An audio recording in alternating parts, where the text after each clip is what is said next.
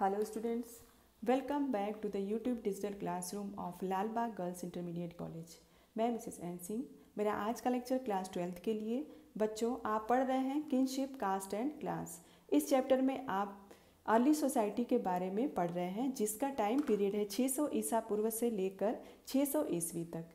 इस वीडियो में हम पढ़ेंगे वर्ण व्यवस्था रहित समुदाय के बारे में, चारों वर्णों से परे उन समुदायों के बारे में जो वनों में रहते थे या आदिवासी कहे जाते थे।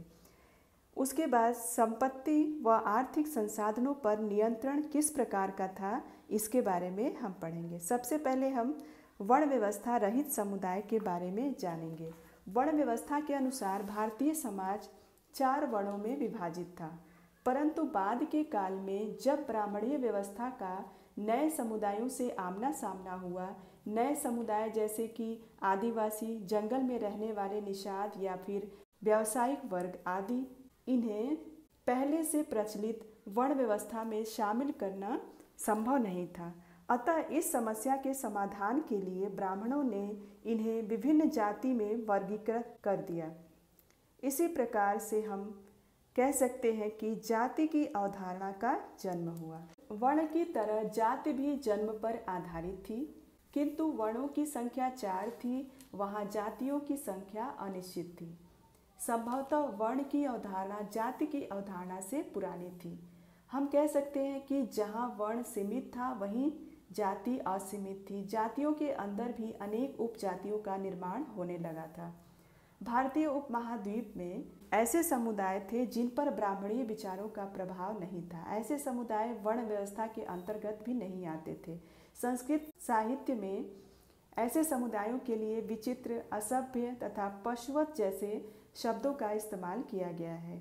इनमें से कुछ वनों में निवास करते थे, जो शिकार और कंदमूल द्वारा अपनी आजीविका चलाते थे। चारों वर्णों से परे निषाद समुदाय और यायावर पशुपालक के बारे में हम जानेंगे। निषाद समुदाय वनों में रहने वाले समुदाय थे जो शिकार और कंदमूल पर आश्रित थे। एकलव्य भी इसी समुदाय से संबंधित था। यायावर पशुपालकों को संदेह की दृष्टि से देखा जाता था, क्योंकि उन्हें कृषि कर्मियों के सांचे में नहीं ढाला जा सकता था। कभी कभी संस्कृत नहीं बोलने वालों को मलेच्छ कहकर हीन दृष्टि से देखा जाता था। ऐसे लोगों के मध्य विचार एवं व्यवहार का आदान प्रदान अन्य भाषाओं में होता था। अब हम जानेंगे चारों वर्णों से परे अधीनता और संघर्ष के बारे में। प्राचीन भारत में ब्राह्मणों ने कुछ लोगों को सामाजिक प्रणाली में सम्मिलित नहीं किया। उन्होंने समाज के कुछ वर्गों को अस्पृश्य यानी अनटचेबल अथवा अछूत कहकर घोषित किया और सामाजिक विषमता को जन्म दिया। ब्राह्मणों ने अनुष्ठान से संबंधित कार्यों को पुनीत और पवित्र माना तथा इनसे जुड़े लोग भी स्वयं को पवित्र मानते थे। ऐसे लोग अस्पृश्यों से भोजन स्वीकार नहीं करते थे। अनेक ऐसी जातियां थीं जिनको अस्पृश्य व दूषित माना जाता था।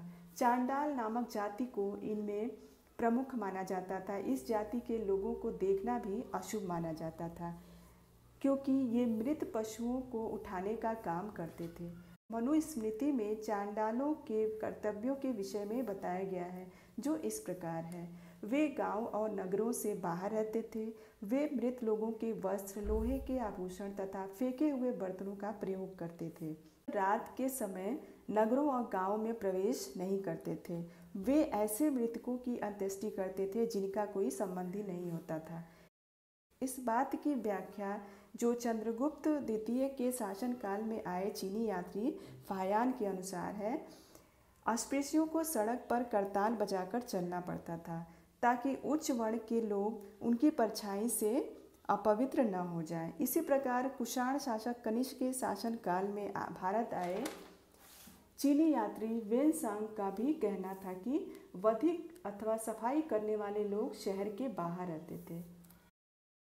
अब हमारा नेक्स्ट टॉपिक है संपत्ति व आर्थिक संसाधनों पर किस प्रकार समाज का नियंत्रण था। दास, भूमिहीन, खेतिहर मजदूर, शिकारी, मछुआरे, पशुपालक, किसान, ग्राम मुखिया, शिल्पकार और राजा सभी उपमहाद्वीप के विभिन्न भागों में समाज के अंग थे। इन सभी वर्गों के सामाजिक स्थान इसी बात पर निर्भर थे कि आर्थिक संसाधनों पर उनका कितना नियंत्रण है। इन नियंत्रणों अथवा अधिकारों का वर्णन निम्न प्रकार से है। संपत्ति संबंधी अधिकार। धर्मसूत्रों और धर्मशास्त्रों में संपत्ति के स्वामित्व पर स्त्री और पुरुष मनुस्मृति में स्पष्ट वर्णन किया गया है कि स्त्री पैतृक संपत्ति में भागीदारी की मांग नहीं कर सकती, परंतु विवाह के समय मिले उपहार पर स्त्री का अधिकार माना जाता था। इसी को स्त्री धन की संज्ञा दी गई है। स्त्री धन पर पति का अधिकार नहीं होता था, परंतु उनकी संतान उत्तराधिकारी के रूप में इसे प्राप्त कर सकती थी। महत्वपूर्ण अभिलेखों व साहित्यिक साक्ष्य से स्पष्ट होता है कि संपन्न वर्ग की कुछ महिलाएं आर्थिक संसाधनों पर नियंत्रण रखती थीं, परंतु संभवतः भूमि, पशु और धन पर पुरुषों का ही अधिकार होता था। यही कारण है कि स्त्रियों को समाज में पुरुषों के समान अधिकार नहीं दिया गया था। अब हम जानेंगे वर्णों की आर्थिक स्थिति क्या थी। ब्राह्मणीय ग्रंथों से स्पष्ट हो जाता है कि संपत्ति पर अधिकार का लैंगिक आधार के अतिरिक्त दूसरा आधार वर्ण था। शूद्रों का कार्य तीनों उच्च वर्णों की सेवा करना था और यही उनकी महत्वपूर्ण जीविका थी, जिनमें उनकी इच्छा कभी शामिल नहीं होती थी, जबकि उच्च वर्णों के पुरुषों के लिए विभिन्न प्रकार की जीविकाओं की संभावना रहती थी। ब्राह्मण तथा क्षत्रिय काफ़ी हद तक समृद्ध थे। साहित्यिक स्रोतों में राजाओं और पुरोहितों को संपन्न व्यक्ति के रूप में चित्रित किया गया है, जिनमें राजा अधिकतर धनी समझे जाते थे। हालांकि कभी कभी दरिद्र ब्राह्मणों का भी उल्लेख मिलता है। पुरोहित भी सामान्यतः धनी दर्शाए जाते थे। 6ठी शताब्दी ईसा पूर्व में बौद्धों ने वर्ण व्यवस्था की आलोचना भी की। इन्होंने सामाजिक विषमताओं को स्वीकार किया, परंतु इनका मानना था कि इन विषमताओं का जन्म प्राकृतिक या स्थायी रूप से नहीं हुआ है।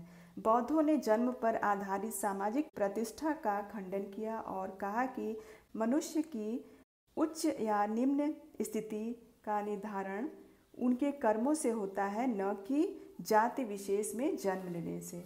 इस प्रकार हमने जाना कि हमारी अर्ली सोसाइटी में सामाजिक व्यवस्था किस प्रकार की प्रचलित थी। Thanks for watching.